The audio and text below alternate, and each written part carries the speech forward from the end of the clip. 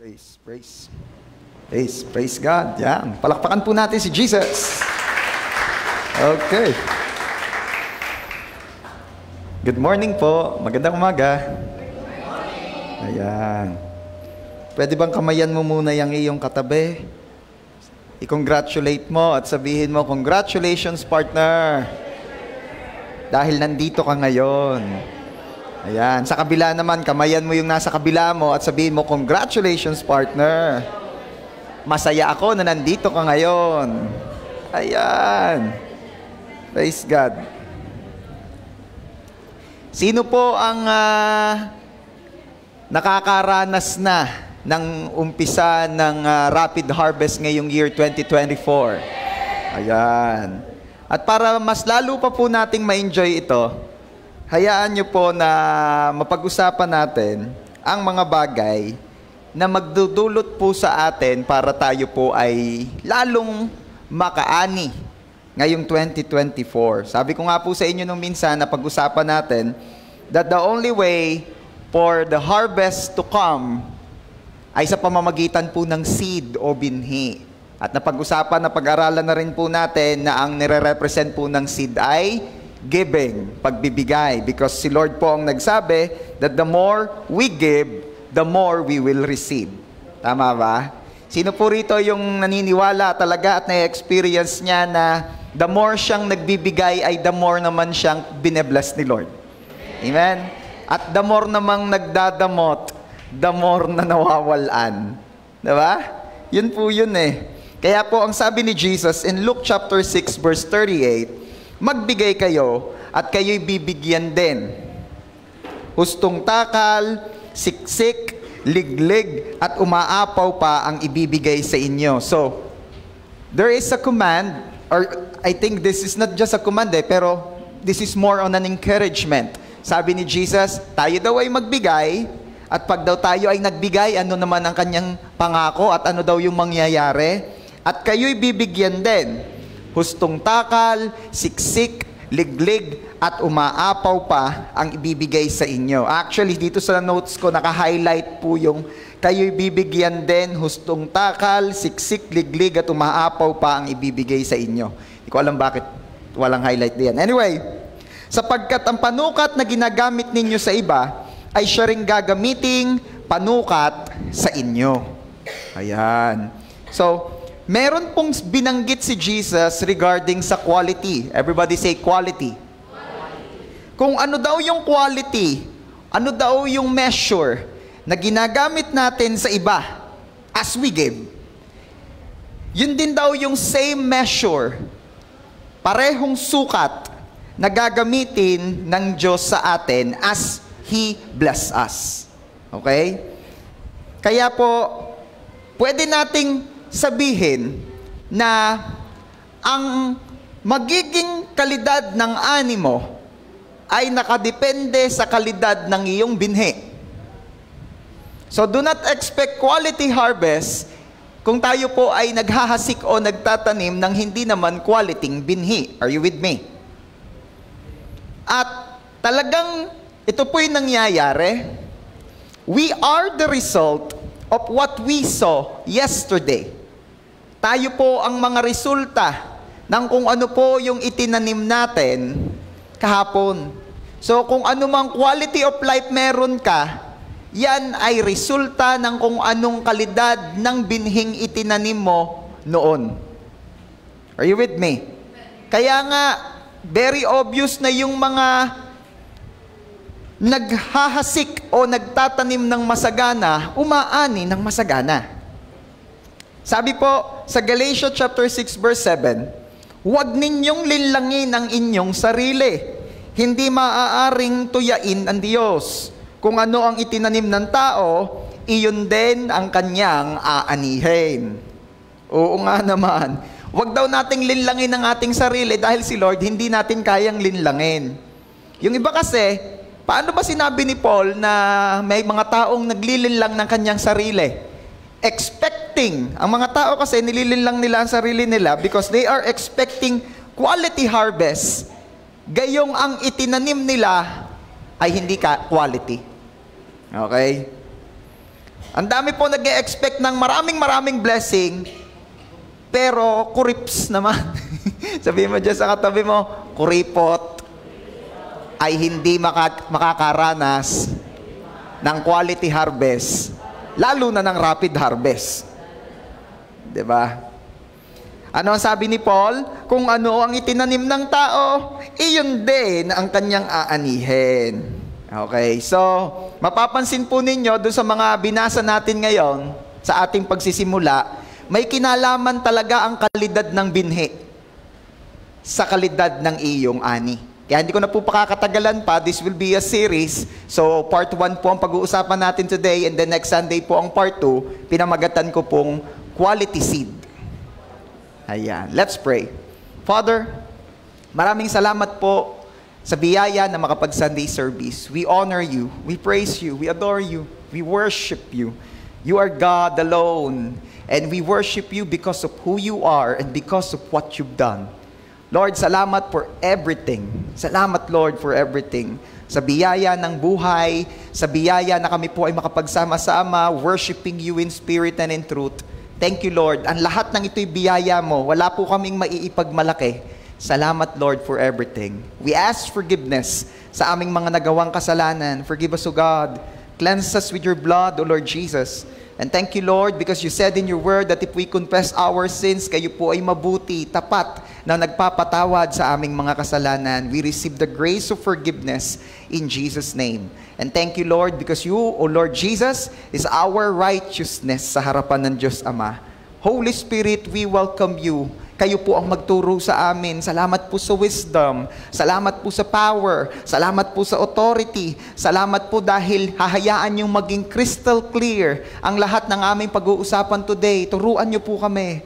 Bless the lips of your servant as I share your word. Bless the ears and the hearts ng mga makikinig.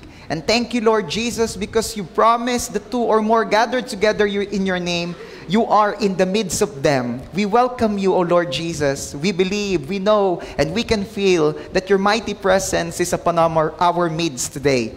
Salamat po. Kayo po ang magturo. Kayo po ang malayang kumilos. And we are declaring your complete victory alone, O Lord, and the defeat of the enemy in Jesus' name. Salamat po dahil walang ibang mahahayag kundi ang iyong salita. Walang ibang mapapapurihan at mapaparangalan kundi ang tanging pangalan niyo lang po, O aming Panginoon. Salamat po, Ama. Unto your loving hands, pinagkakatiwala po naming lubos ang Sunday service na ito.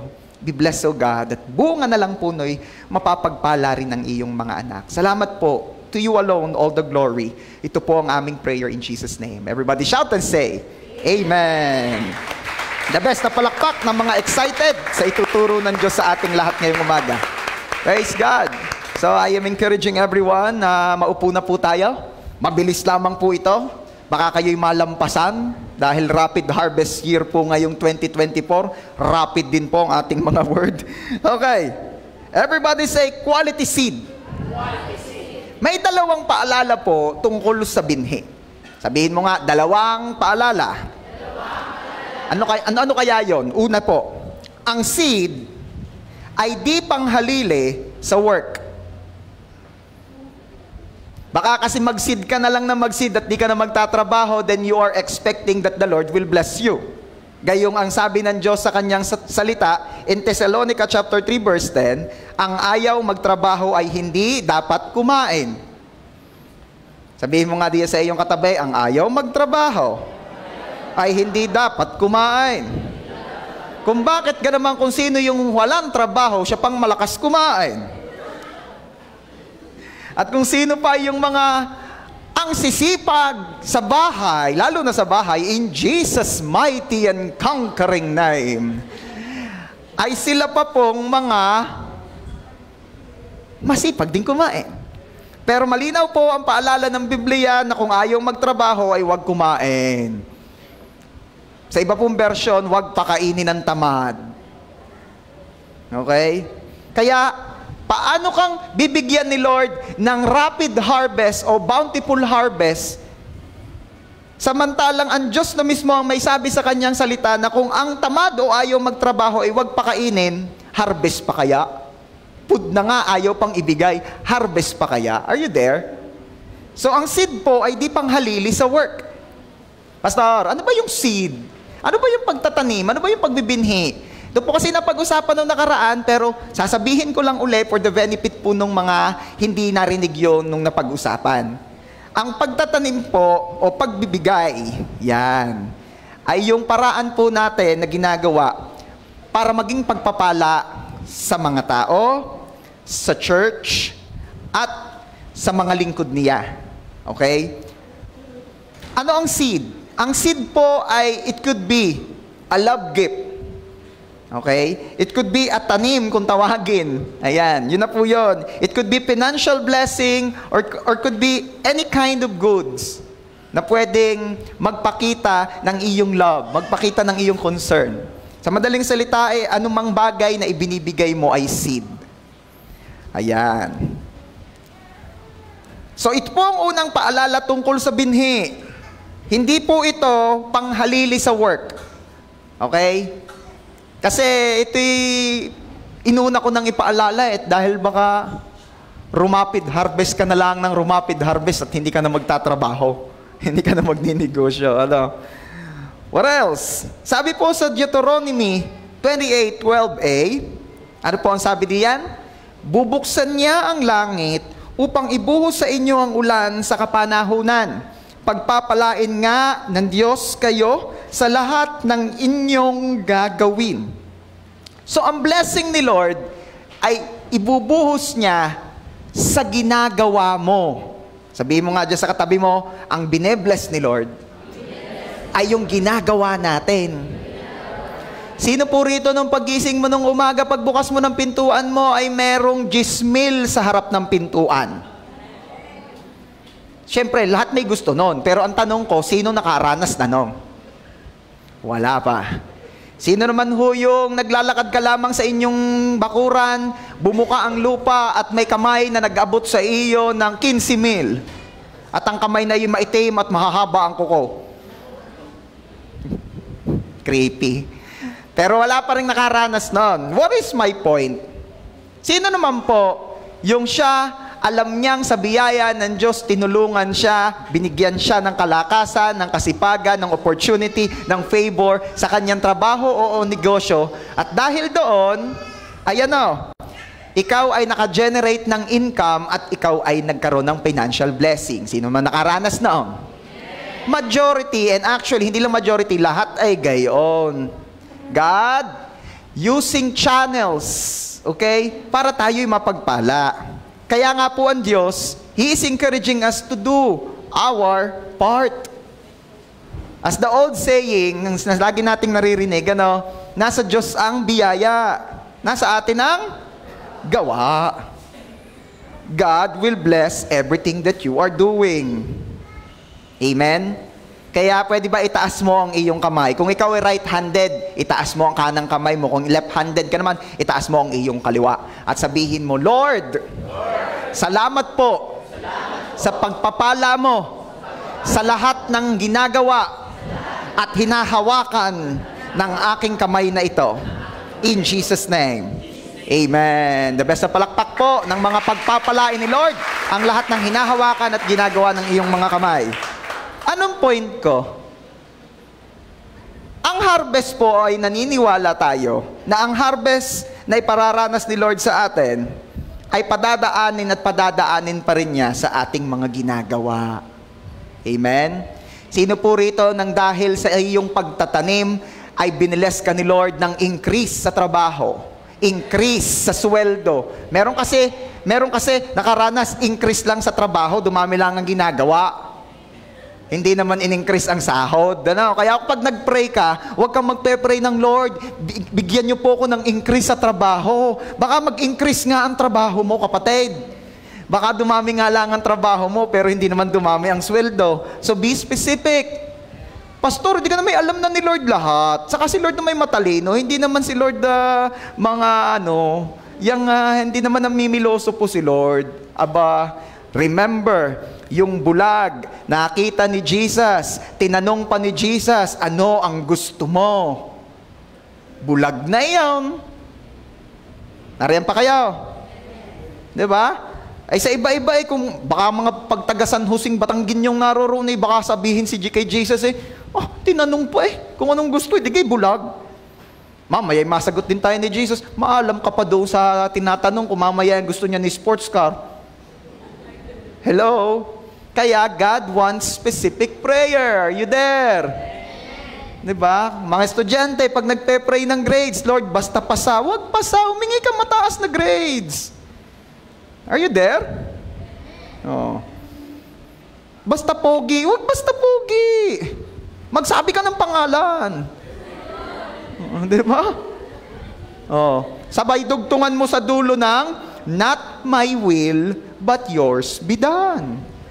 At pag sinagot ka na ni Lord, anong tawag doon? She's my answered prayer. Di ba? O, tuloy natin. Baka dumami ang mga hindi dapat sinasabi. Okay. Sabihin mo nga uli sa katabi mo, ang pinagpapala ng Diyos ay yung masisipag. Bakit? Pakita mo yung picture. Merong picture akong nilagay diyan, hindi ko alam kung isinama. Sana'y isinama. Yan! Ano nakalagay? Ano yung hawak nilang karatula? Kung may sweldo lang ang tambay, mayaman na ako. Oo nga naman. Ang problema po, wala pong sweldo ang tambay.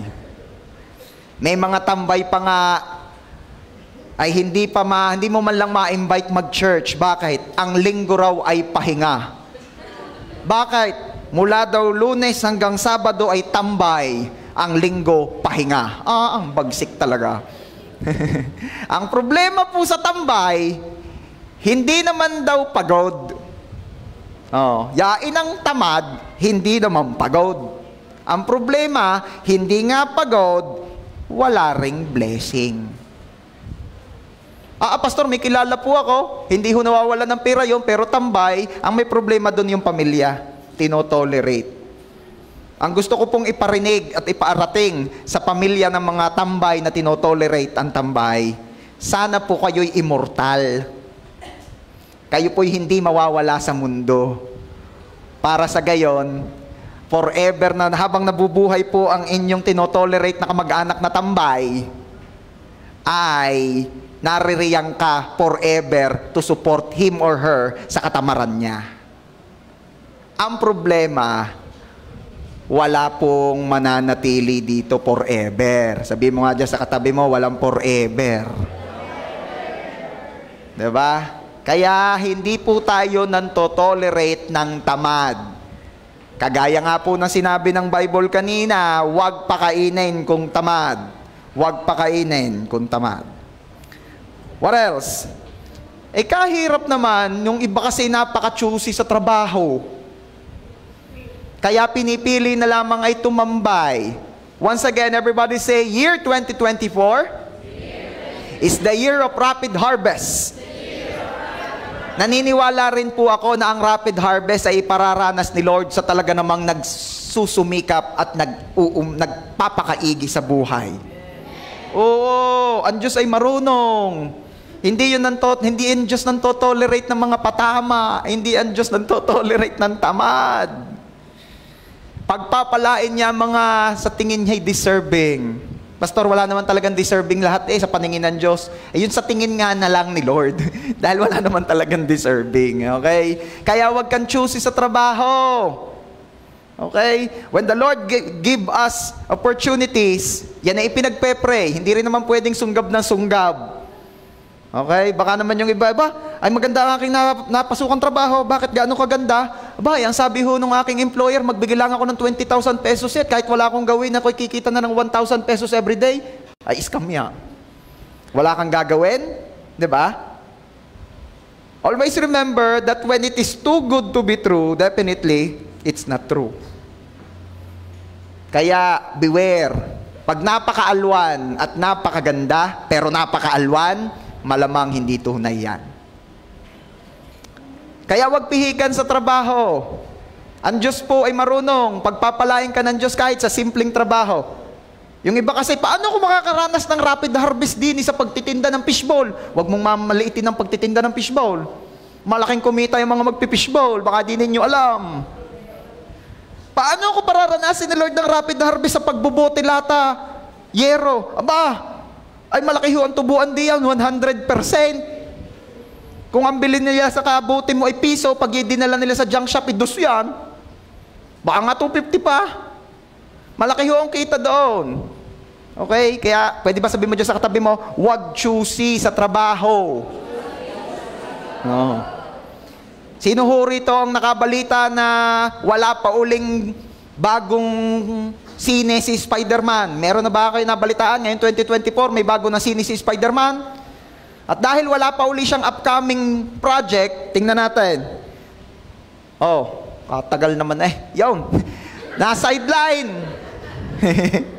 Si Spider-Man ho ay suma-sideline muna. Naglilinis ng mga bintana ng building. Oh, kidding aside, pero may pinupunto ako dyan. Meron kang ina-applyan, wala pa. Magagandahan ang apply mo. It could be you're applying a work in Australia, in New Zealand. Sinong gustong makapag-work in Australia? Sinong gustong makapag-work in Canada? Laki-laki ang pananaw sa buhay. Ang taga San Jose ay hindi pang bukid-bukid lamang. You are destined for greater things. Come on. Hindi ka pambukid-bukid lamang. Pastor, hindi ka ho kayo natatakot? Paano pag lahat ho ng miyembro ninyo ay nagpuntahan ng abroad? May ipadadala uli si Lord. Oh. Tapos, paano ho yung mga yon? Sa online. Tapos po, baka malay nyo, hipuin ni Lord, magsimula ng gawain doon. Magkaroon ng JA1 doon. Magkaroon ng church doon. Who knows? Malay nyo. Pagdating sa US ni Sis Glads at saka ng Tatay Doming, hipuin ni Lord. Hindi ninyo alam. Oh, ang Tatay Doming, in-extend ni Lord ang buhay. Anhin yun. Hindi ninyo alam kung anong kayang gawin ng Diyos. No eyes have seen, no ears have heard kung ano ang kayang gawin at inihanda ng Diyos sa atin. Pero ang punto ko, huwag choosy sa work. Kaya kang pagpalain ni Lord while waiting doon sa mga magagandang opportunity iniintay mo, pinaghahandaan mo, pwede ka rin namang sideline para mas maging fruitful and productive ang iyong pag-iintay. Diba? Sino yung may kilalang ganon? Palibasa may iniintay na apply, may iniintay na apply, it could be local or abroad. Ay wala, hindi mo na rin mapakilos. Ano gang balita doon sa apply mo? Wala pa naman waiting pa. Pero sure na yon, waiting pa nga lang. Anong plano mo while waiting? Ay di iintayin. Mahirap ka.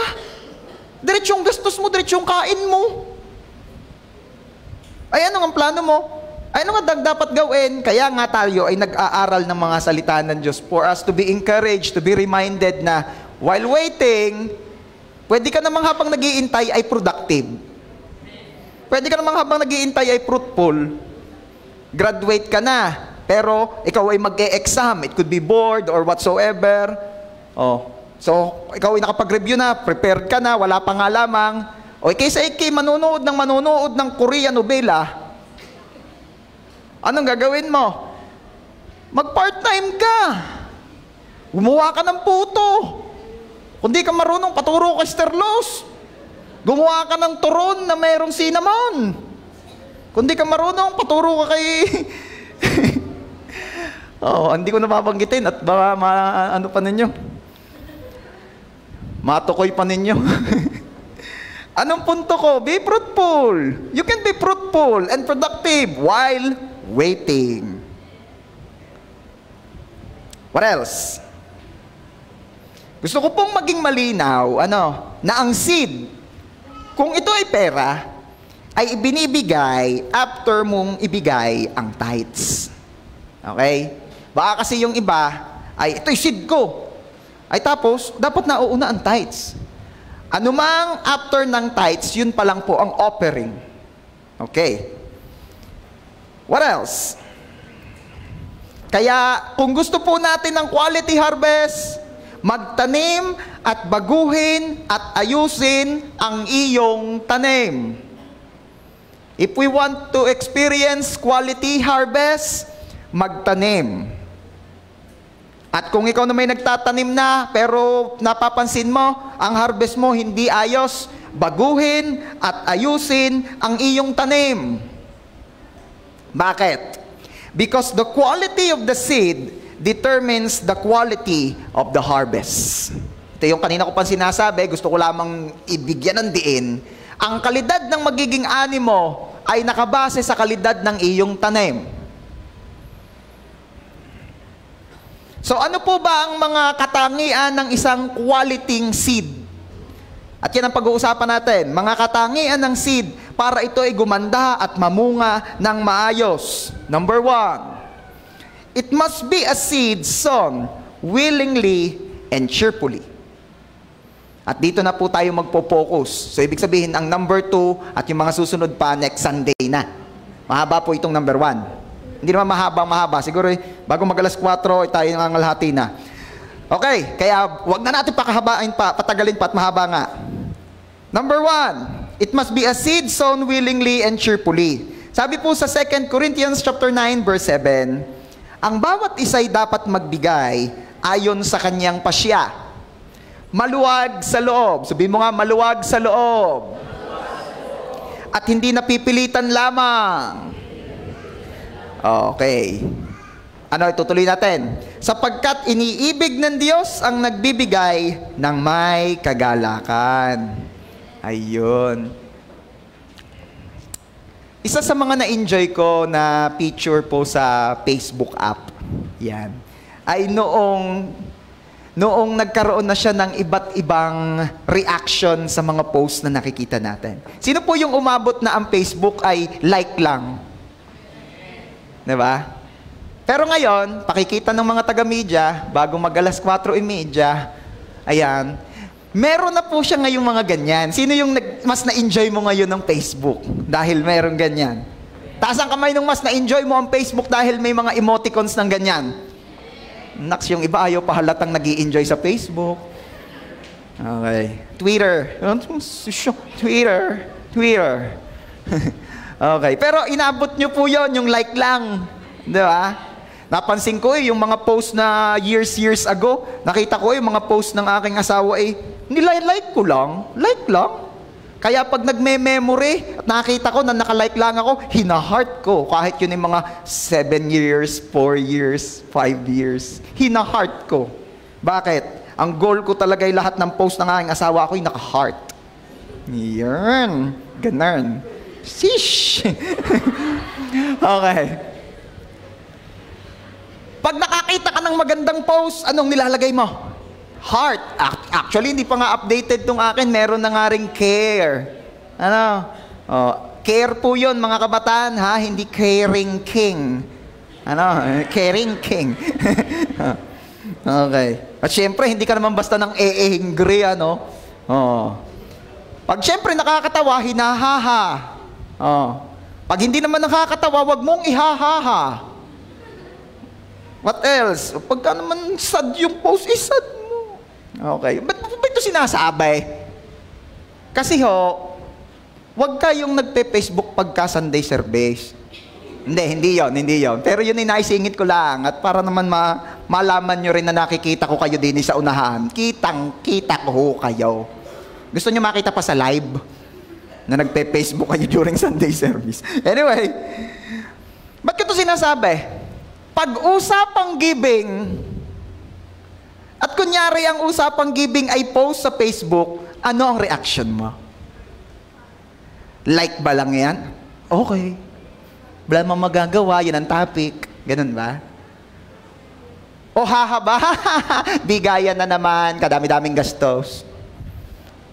Oh, wow! Ano ba reaction mo pag napapag-usapan ng pagbibigay? Angry? Ano ang reaction ng puso mo pag napapag-usapan ay pagbibigay? Oh, I pray na kapag napapag-usapan ang pagbibigay, ang nagiging reaction mo ay ano? Bakit? Bakit heart?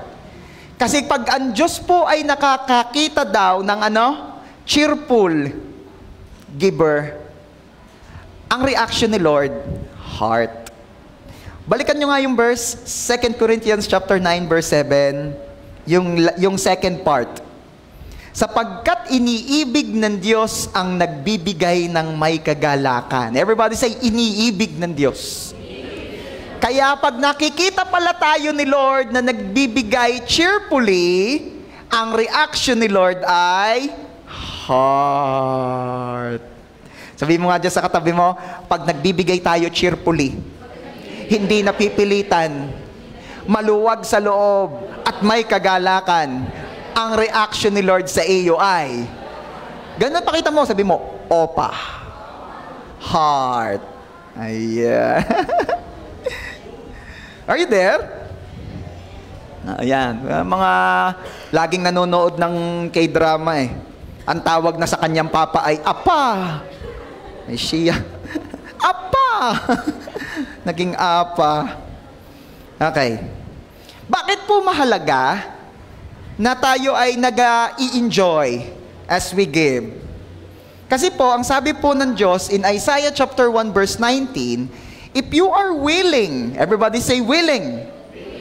If you are willing and obedient, you will eat the good things of the land. Sino po rito yung gusto niya, ma-enjoy niya the good things of the land? It will only happen that we will enjoy the good things of the land if we are willing and obedient. Everybody say, willing and obedient. Alam niyo po, sa bahay, madalas makita natin yung mga reaksyon ng hindi willing at napipilitan lamang. Yung kapag sinabi mo sa iyong mga anak, Ineng, Utoy, ayusin niyo nga ang higaan. Yan, nagkakatawa na, nagkakaagik-ika na. Yung mga pamilya tinitingnan ko eh. Ayusin niyo nga ang higaan. Pag hindi willing at hindi wholehearted na obedient yung nautusang anak, anong itsura ng higaan? Pakita ninyo kung ano itsura ng higaan. Tan-tananan! At pag tiningnan ng magulang at sinabi, Utoy, Ineng, ano bang ginawa mo? Ano sasabihin ng anak? Ayos na nga yan! Ayos na yan. Ayos na yan? Oo. Naalala ko po, ako po kasi lagi nagmamadali pag umaga. At dahil ako po nagmamadali tuwing umaga, at ako po ang laging unang gumising sa amin pong mag-anak, sa amin ni Pastor at sa mga bata. Pag ako po'y nagising, hindi ko po natitiklop ang kumot ko. Ginagawa ko po, ginagayong ko lahat, ginagayong ko, tapos nilalagay ko sa ulunan. Ay, galit na galit ang aking asawa doon. At lagi sasabihin, ay nako si Papa, agi na lang, binuyuot lang ang kumot, tayo ka naman titiklob ay. Kaya laging ang gusot na kumot doon sa amin ay yung akin. Okay, and I learned my lesson. Ako'y nag-ano pa ako, nagdadahilan pa ako nung una, ako'y nagmamadali. Kaysa naman nakaladlad na gaya, hindi binubuyot ko na lang ito ng mabilis. Nakakain pa ng oras ang pagtitiklop. Nagagalit ang aking asawa. Di, pabuhat noon mas tinapangang ka at ako'y nagalit lalo dahil. Hindi, joke lang po. Tiniklop ko na ho. Bakit? Kasi nga, kahit pa sabihin natin na tayo'y willing, na tayo ay obedient, yung ating action speak louder than words. Tama ba? Kaya, nakakalungkot naman din sa part ni Lord kapag sumunod nga. Kaya lamang, wala ka namang nakitang any reaction sa mukha, wala ka rin namang narinig na anything. Sumunod din naman, nagbigay din naman nga. Kaya lang pagtingin naman nung treasurer, ang 20 daw na may gusot, ay pag sa tagal daw bago nabuksan. Sabi nung treasurer na nag-ayos ng koleksyon, Pastor, meron naman 20 doon, ay bago namin nabuksan, anong tagal?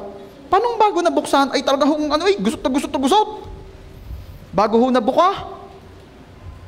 Ay siya, nakakalungkot naman, nagbigay ka na rin lamang. Alam nyo ba, na kapag ang pagbibigay pala natin ay walang joy, waipik. Sabi mo nga sa katabi mo, ang binigay ng walang joy, waipik.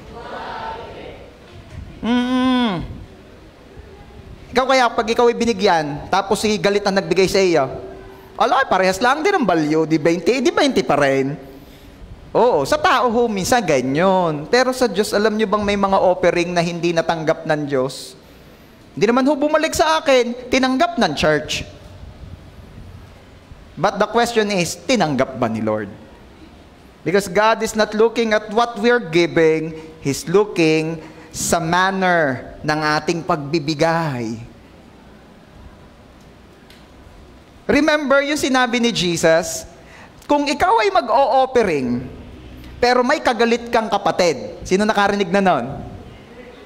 Itigil mo muna ang pag-o-offering mo, umuwi ka, makipag-aayos ka muna sa kapatid mo. At pag-ayos na kayo ng kapatid mo, saka mo ituloy ang offering mo. Remember that? Oh, kaya yung mga magsisid or mag-o-offering mamaya ha, makipagbati ka muna sa katabi mo o sa kapatid mo. Baka naman, kababag mo pa yan. Yan nga lang ang kamukha mo eh, naaway mo pa. Oh. Di ba? Okay. Pag-usapan natin.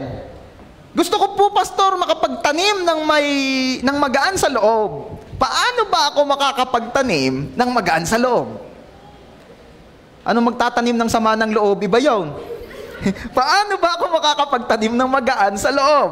Una, magaan sa loob ang pagbibigay. Pagpiling mo na dadagdagan ka pag ikaw ay nagbibigay. Kasi kapag ang feeling mo sa pagbibigay ikay nababawasan, hindi ka magiging masaya. Alam niyo po, ito ang isa sa mga grabe at nakakahanga kay Lord. Si Lord po, ang mga principle niya, compare sa principle ng mundo, puros baligtad. Lalo na sa pagbibigay. Sa prinsipyo po ng mundo, pag ikay nagbigay, ikay nabawasan. Tama hindi? Ama, nagbigay ka alam nga namang nadagdagan ka pa, di nadagdagan na yung binigyan. Pero sa principle ni Lord, pag ikaw ay nagbigay, hindi ka nabawasan, nadagdagan ka pa. Baligtad. Kasi ang sabi ni Jesus, the more you give, the more you will receive. At magiging magaan sa loob mo ang pagbibigay kapag feeling mo ay nadadagdagan ka. Sabi po sa Luke 6:38, yan na uli. Basa, tulungan niyo po ako, 1, 2, 3, basa. Magbigay kayo at kayo bibigyan din. Hustong takal, siksik, liglig, at umaapaw pa ang ibibigay sa inyo. Sapagkat ang panukat na ginagamit ninyo sa iba ay siya rin gagamiting panukat sa inyo. Ayan. So once again, magiging magaan lang sa loob mo yan pag alam mong nadadagdagan ka.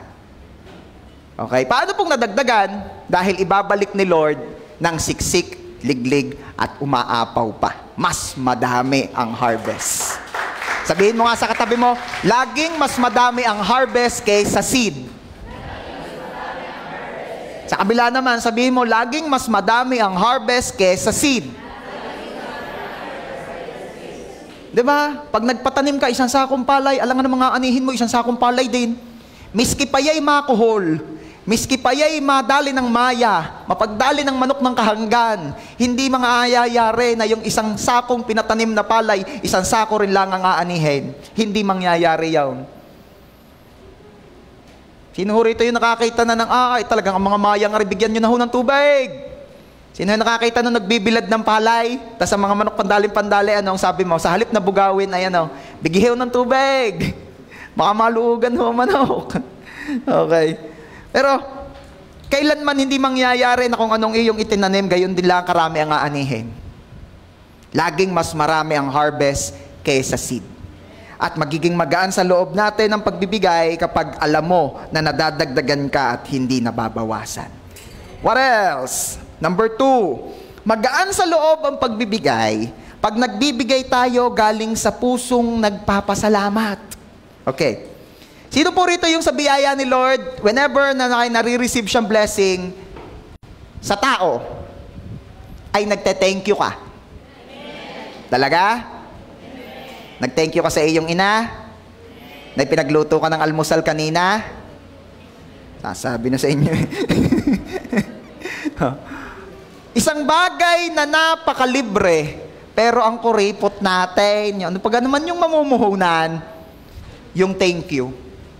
Siya, sige, kung nakakalimutan, pwede ka sabihin mo ngayon kung sino man nagluto kaninang umaga sa inyo, thank you po. Ayan. thank you po sa nagluto ng aming almusal kanina. Di ba? Bakit ko ito sinasabi? Kasarap sa pakiramdam. O sino naman dito yung kapag nagbigay ka, ay sumasarap ang pakiramdam mo kapag napasalamatan ka? Siyempre naman. At ikaw ay sinisipag lalong magbigay, bibigyan ko ulit sa sunod. Bakit? Nagte-thank you eh. Ang sabi pa sa akin, ganda, thank you. Ay, siya. Ay, bibigyan ko lagi are. Bibigyan ko lagi are. Sabi naman nung nagte-thank you, mauto. Okay. Ganda, pogi, thank you. Ay, siya, bibigyan ko ulit ikaw. Manda ka, bibigyan ulit kita. Nag-thank you ka na, tapos tinawag mo pa akong ganda, manda ka. Ayan. Ang sarap sa pakiramdam na yung nagte-thank you, na may nagte-thank you sa iyo. Yung natulungan mo, o nagawan mo ng mabuti, o nabigyan mo. Pero may sasabihin ako sa inyo. Mas masarap ang pakiramdam ng pinasasalamatan kapag ang nagpapasalamat ay meron ding ibinibigay na tanda ng pagpapasalamat. Alin ang mas ramdam mong thank you? Yung, uy, thank you ha, tinulungan mo ko kahapon. O yung, uy, thank you, ari nga palang pizza. Bakit may gayaan? Thank you. Kung hindi ka dahil sa iyo, di ako sana baka ako hanggang alas 8 nakapila doon. Salamat kinarorot, may kakilala ka. Okay, yung pagsaluhan ng inyong mga anak sa bahay. Alin ang mas ramdam na thank you? Yung, hi, thank you, o thank you, ari nga pala. Di ba mas ramdam yung may bigay? Di ba?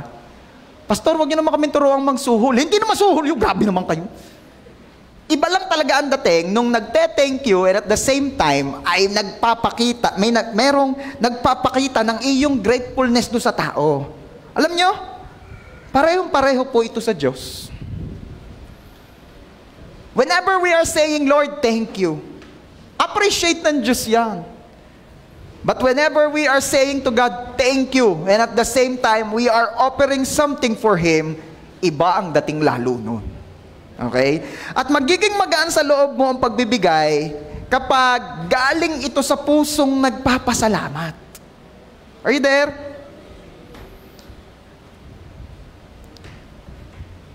Sabi po sa Deuteronomy chapter 8, verses 17 and 18, kaya, wag na wag ninyong iisipin na ang kayamanan ninyo'y bunga ng sariling lakas at kakayahan. Everybody say, bunga ng sariling lakas at kakayahan.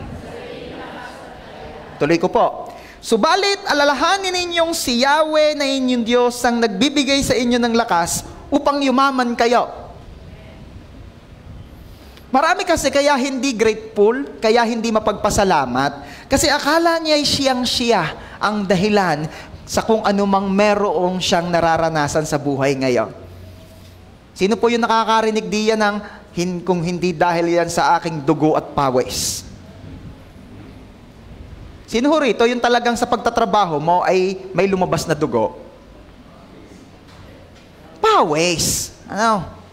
Yung iba naman ang daing nga, hindi na pinapawis sa trabaho dahil naka-aircon sa lamay. Ano? Pero never naman dumating doon sa puntong dumugo. Ano? Yun kumbaga masyado na lamang niro-romanticize ng tao ang kanyang effort. Masyado na lamang siyang nag-give credit sa kanyang sarili, sa kanyang effort. Kaya alam na alam mo, ang taong nauunawaan na ang Diyos ang nagbibigay ng lahat, at alam na alam mo rin ang taong nag-aakalang ang lahat ay dahil sa kanyang sarili. Pag nakausap mo, patungkol sa kung anong meron siya. Wow, ganda naman ng bahay. Siyempre, ikaw ba naman nagtiyaga ng ilang taon sa Israel? Abay, naghuhugas ako ng puwit ng matatanda doon. Kausapin mo naman yung alam at unawa ang biyaya ng Diyos. Uy, ang ganda naman ng iyong bagong Raptor. Ay, biyaya. Kung alam mo lamang, kung ako'y ganang akin lang, hindi ako makakabili niyan. Galing na lamang at ako'y pinaburan ni Lord. Akalain mo, ang laki-laki ng aking naging refund. Nung ako'y nagwo-work sa States, yung refund, ang siya kong ibinili niya, niya'y biyaya. Kaya ang pangalan ng Raptor na yan ay si Grace. Di ba? Kitang-kita ang kaibahan. Tanong, church, aling ka sa dalawang iyon? O I pray na pag kayo ay nakausap, ang tao kasi madalas ay nakikilala, hindi sa pinapakita, kundi sa sinasabi. Dahil kung what the heart is full of, the mouth speak. Kaya ano ang paalala ng verse nating binasa? Alalahanin daw natin, hindi po ako exempted, alalahanin natin na si Lord na inyong Diyos ang nagbibigay sa atin ng lakas upang yumaman tayo. Okay? So whenever we are giving, paalala natin sa sarili natin, ang lahat ay galing sa Diyos, at dahil ang lahat ay galing sa Diyos, ako ay magbibigay ng may kagalakan, ako ay nagbibigay ng may pasasalamat. So giving will never be a burden for you, but it will be a joy. Kalakip ang pasasalamat. Sabihin mo nga, thank you, Lord. Thank you, Lord. The best mong palakpak para kay Jesus. What else? Paano po tayo makakapagbigay ng magaan sa loob? Makakapagtanim ka ng magaan sa loob kung ito'y ginagawa mo para sa Diyos. Ano ang bagay na ginagawa natin para sa Diyos? Believe me, magbibigay po ito sa atin ng motivation para ipagpatuloy. Hindi lamang sa pagbibigay, in everything. Kaya nga po, ang linaw, ang sabi ng Colossians chapter 3 verse 23, anuman ang ating ginagawa, gawin daw natin iyon ng buong puso na para kay Lord. Diba? Gawin ninyo ng buong puso na parang sa Panginoon kayo naglilingkod at hindi sa mga tao. Kasi pag ang tiningnan mo talaga ay you're doing or you're giving something para sa tao, lagit-laging mapapaisip ka. Bakit? Kasi ang tao po ay hindi perfect. Sino po yung nagkakapalit ang F at P doon? Nauuna ang F at saka bago ang P. Perfect. Okay. Alam niyo ba, ang ganda-ganda ng paalalang ito sa atin ni Paul. Ano man ang ginagawa daw natin, let's do it for God. Let's do it for God. Believe me, ito pong ating pag-church, kung ito'y gagawin natin para kay pastor, naku, napakababang dahilan ng pag-church. Saka mahirap yan, pagka ang dahilan mo ay tao. Yung iba, kaya daw nag-church ay dahil sa crush. Oo, ay mahirap yan, baka maging crush the anointed one. Hello? Sabi mo nga dyan sa katabi mo, partner, si Jesus, ang reason kung bakit ako nag-church. Si Jesus, sige sabi mo, ang reason. At gusto kong mas makilala pa. Kaya ako nag-church. Mahirap pagka kaya tayo mag-church ay dahil sa ibang tao. Mas gusto ko pa siyang makilala. At sa church ko siya madalas at mas mahabang nakakasama. Kaya pabor ako, paghaba ng preaching ni pastor, paghaba ng panahong katabi ko siya. Ba, mayos ka? Lalo po ngayon, nagpa-practice na ako. Patapos na po ako. Amen. Siya, mahirap yan. Make sure that we're doing everything as if we're doing it for God and not for man. Are there? Pwede ko pa makita ang kamay ng mga binata? Taas ang kamay ng mga binata. Yo! Pits, i-enjoy mo na! Dahil pagka isang araw, hindi ka na makakapagtaas.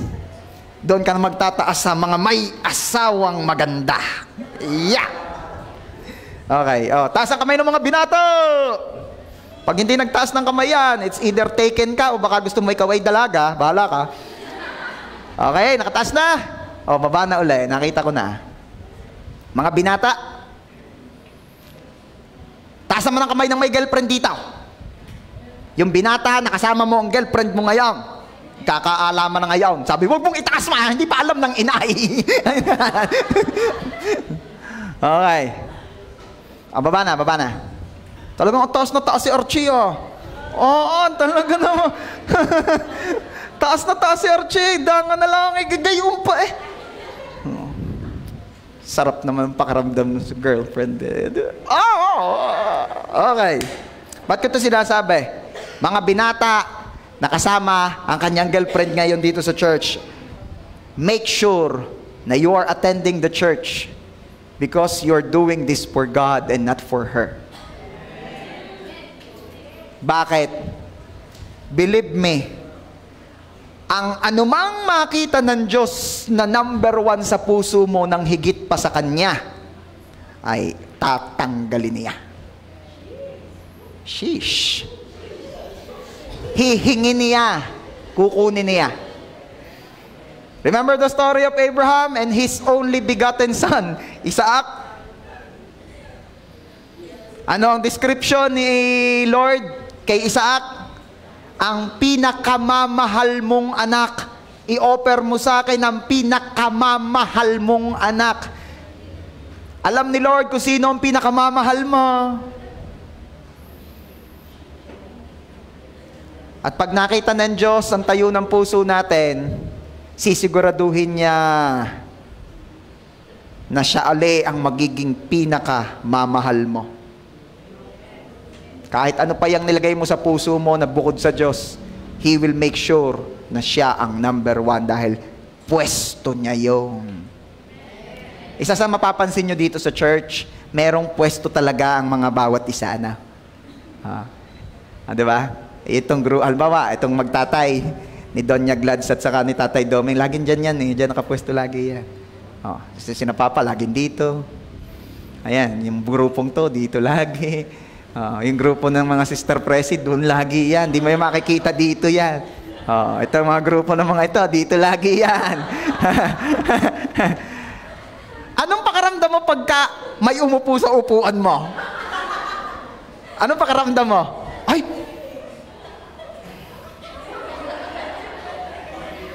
Tapos, umiikot ka, tiningnan mo yung harap.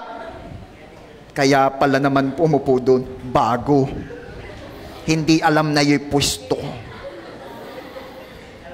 Sinong gusto na lalagyan na natin ng pangalan nyo yan? Yung... Kidding aside. Pero di ba, hindi naman issue yun. Kung minauna okay, wala namang problema. Pero, somehow, nakasanayan mo na Nakaupo ka doon Di ba? Tapos pag may nakita kang nakaupo doon, dami namang upuan. Doon pa pwesto ko yun Di ba? Imaginein mo naman lalo si Lord na noon pa man, bago ka pa man isilang, ay ang pwesto na ni Lord ay sa puso mo, number 1 siya. Tapos bigla may ibang uupo. Kaya naman ni Lord, bago. Humanda ka.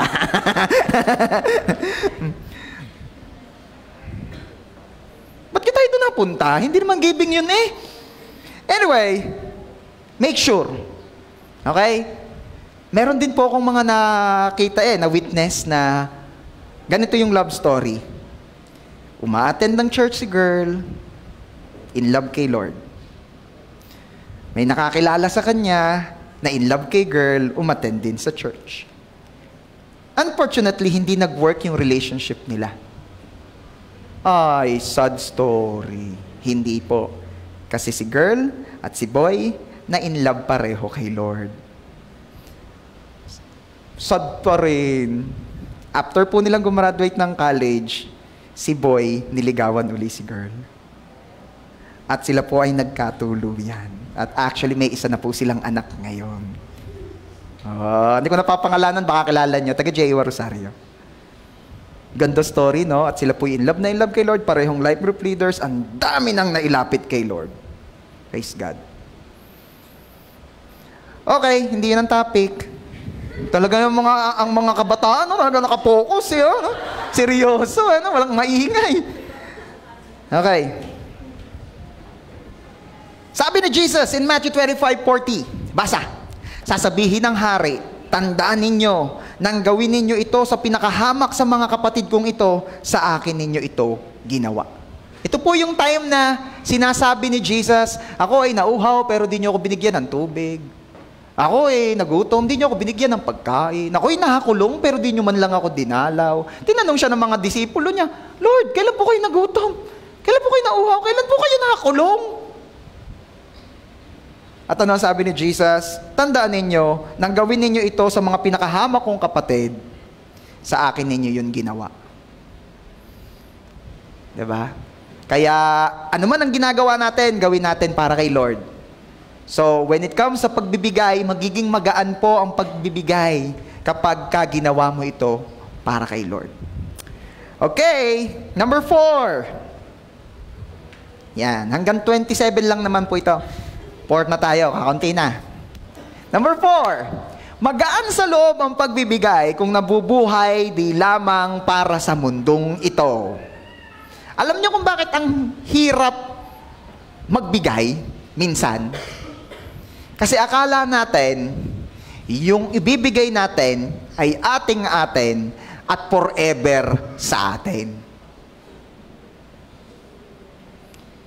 Sino ho rito yung paminsan-minsan, pag nakapaglagay ka ng 1,000 sa wallet mo, kulang na lang, kausapin mo yung 1,000 at sabihin mo, huwag ka nang lalabas diyan, huwag ka nang aalis diyan, pwede lang diyan ka na. Gusto mo lagyan ng pangapit, diyan ka na, huwag ka nang aalis. O kaya naman kapag may babayaran na pagbuklat mo, nag-iisa na siya, ikaw na lang, wala nang choice. Kasi nga yung pera, talagang yan ay hindi nananatili. Pagpapakita lamang po at pagpapahiwatig ng katotohanan sa buhay na ito, na hindi ka talaga forever sa mundong ito. Magiging magaan po sa loob natin ang pagbibigay kung nabubuhay tayo na ang mindset natin ay eternity. May 3 bagay na sigurado sa buhay. Una, ikaw ay nag-iipon. Yes, laging sigurado yan na mayroong siguradong na naiipon ka. Hindi man kalakihan pero laging sure may iipon ka. Ano pangalawang katotohanan sa buhay? Mamamatay po ang tao.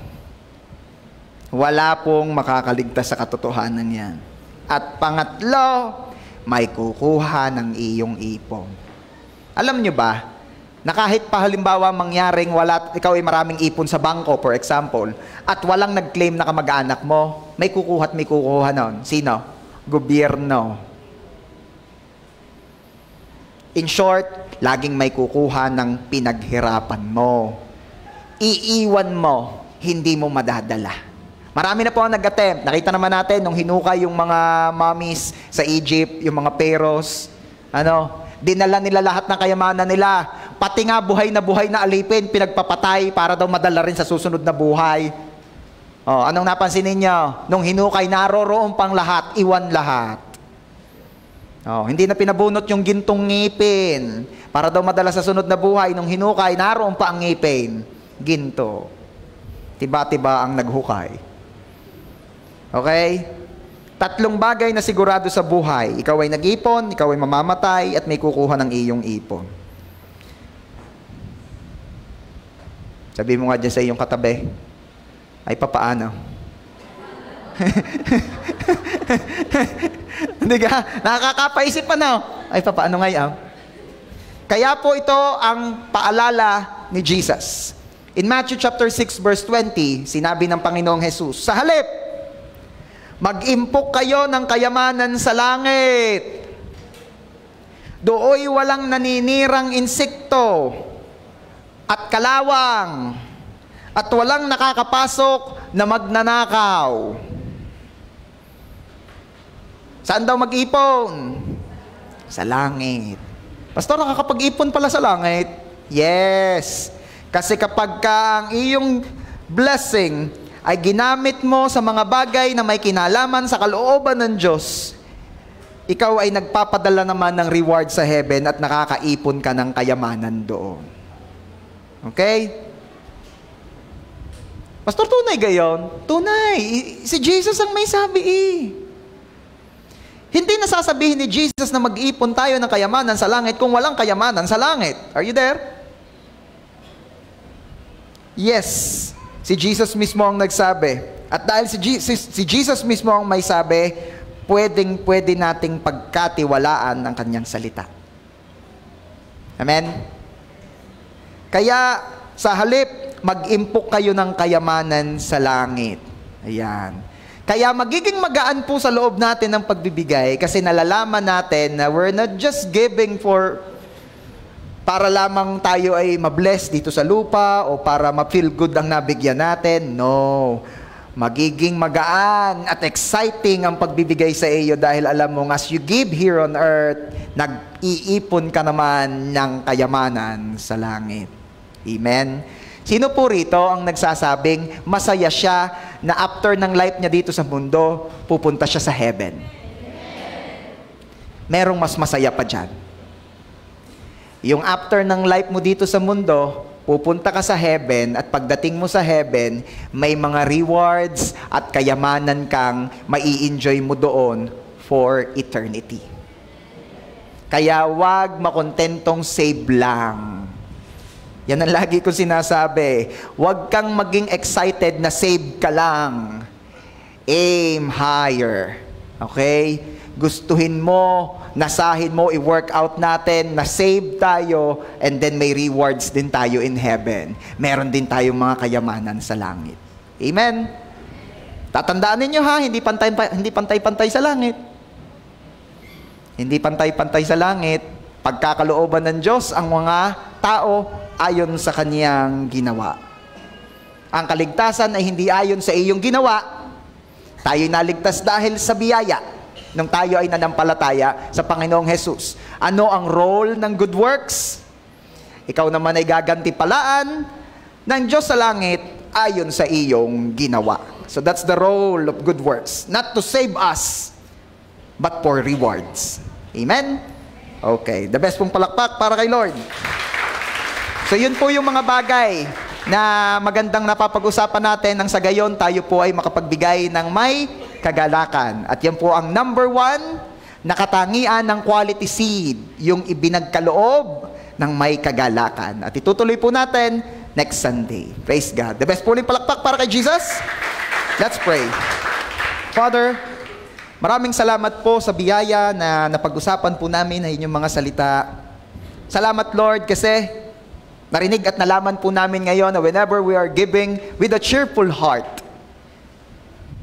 ikaw ay naliligayahan at napupuno, nakakaramdam ka ng love from us as we give cheerfully. Because you said in your word that you love those who give cheerfully. O Lord, I pray in Jesus' name na whenever kayo po ay naghahanap ng mga cheerful giver, matagpuan po ninyo ang hinahanap ninyo dito sa JA1 San Jose. Salamat Lord kasi lagi nyo pong pupunuin ang aming mga puso't isip ng kagalakan as we give. Thank you so much Lord for we believe na habang kami naghahasik ng binhing may quality, paaanihin nyo rin po kami ng quality harvest. Thank you so much Father. To you alone all the glory. Ito po ang aming prayer in Jesus' name. Amen. Praise God.